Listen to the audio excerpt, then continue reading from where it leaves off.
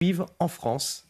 Exactement, et c'est bien très un pays comme la France. Gérald Darmanin, d'ailleurs, a pris des mesures très très fortes dès hier pour protéger les Juifs. Il faut aussi rappeler qu'on est à la fin des périodes de fêtes juives. Hier, c'était Shabbat, mais c'était aussi la fin de la période de toutes les fêtes qui ont commencé avec le Nouvel An juif il y a un mois. Donc c'est un moment évidemment très sensible. Mais il y a un point dont on parle très peu et qui est une conséquence directe de l'engagement de LFI, c'est que sur les réseaux sociaux, les mots ont tendance, vous avez Gaza, vous avez le Hamas, et il y a un mot qui est de moins en moins présent sur les réseaux sociaux, c'est le mot Israël. Et il faut savoir, c'est mon rédacteur en chef, Radouane Koua, qui me le dit, qui est spécialiste des réseaux sociaux, il y a tout un travail de boycott du mot Israël sur les réseaux sociaux qui est entretenu par toute la galaxie populiste d'extrême gauche qui est malheureusement extrêmement active sur les réseaux sociaux et qui fait que depuis hier, les mots en tendance, les mots les plus forts, sont les mots qui sont en fait qui mettent en avant le Hamas et Gaza. Et ça, c'est le résultat d'une stratégie, les Louis Boyard et tous les autres qui sont extrêmement efficaces sur les réseaux sociaux et qu'il faut, à mon avis, relever et certainement également dénoncer. Michel Taube, fondateur du site Opinion Internationale, merci pour cette première partie d'émission. Harold Iman, Yohann Usaï, Marine Sabourin, vous restez... Dans les prochaines années même. Michel Taube. Deux choses, je voudrais compléter. Détruire le Hamas, très bien, mais ça ne va pas être simple. Ça va pas être simple pour deux raisons.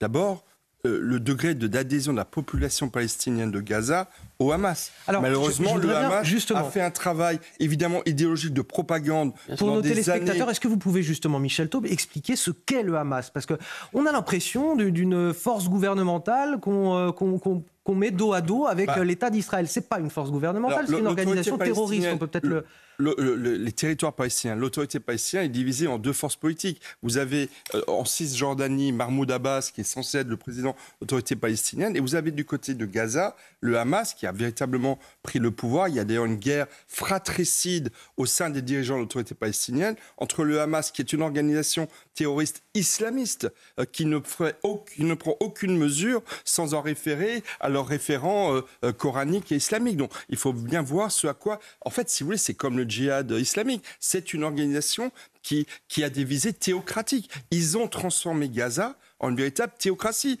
Moi, je me rappelle d'une époque, il y a 30 ou 40 ans, où vous aviez des femmes palestiniennes qui circulaient comme des femmes modernes. Aujourd'hui, toutes les femmes à Gaza sont voilées. Donc c'est ça la réalité de Gaza. Mais le problème du Hamas, c'est que pour éliminer le Hamas, il va falloir se poser la question de l'adhésion de la population palestinienne au Hamas. Et il y a un deuxième problème, c'est qu'en Israël, c'est certainement des pays du monde où la valeur d'une personne est la plus importante. Rappelez-vous Gilad Shalit, ce soldat franco-israélien, c'était français également. Il a été pris en otage par le Hamas.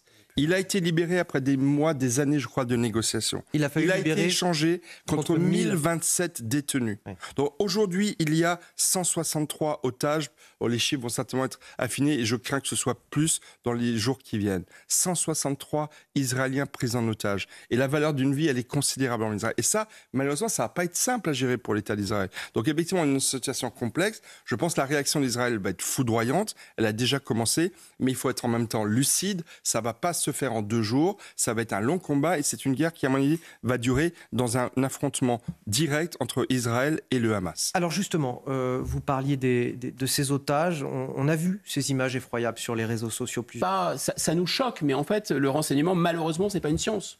Michel Taube. Encore une fois, j'ai du mal à imaginer que le Hamas ait pu seul organiser ce qu'ils ont réussi à faire hier. Je pense qu'effectivement, ça n'est pas qu'une organisation terroriste, ça n'est pas qu'une organisation islamiste, c'est aussi malheureusement devenu au fil des années une forme d'État dans l'autorité palestinienne qui est extrêmement organisée et qui a des soutiens extérieurs. On pourrait parler de l'Iran, évidemment, il y a le Hezbollah, on peut citer aussi le Qatar qui joue un rôle très important pour l'équilibre financier du Hamas et de la vie à Gaza. Le Qatar qui d'ailleurs tient aujourd'hui par une déclaration des autorités du Qatar, le ministre des Affaires étrangères, Israël, comme seul responsable de l'escalade actuelle. Donc, si vous voulez, je pense qu'on va le savoir. Il n'y a pas que le Qatar qui aide financièrement, l'Union européenne aussi aide financièrement. Absolument, mais le Qatar l'aide particulièrement. Et je pense que, effectivement, on le saura, j'imagine, très vite, parce qu'il faut rappeler qu'Israël est un État démocratique, et donc on peut librement discuter et même remettre en question les failles qui ont pu être constatées. Mais je pense que l'hypothèse que le Hamas n'ait pas été seul à agir est quand même assez élevé. Alors, on va peut-être s'intéresser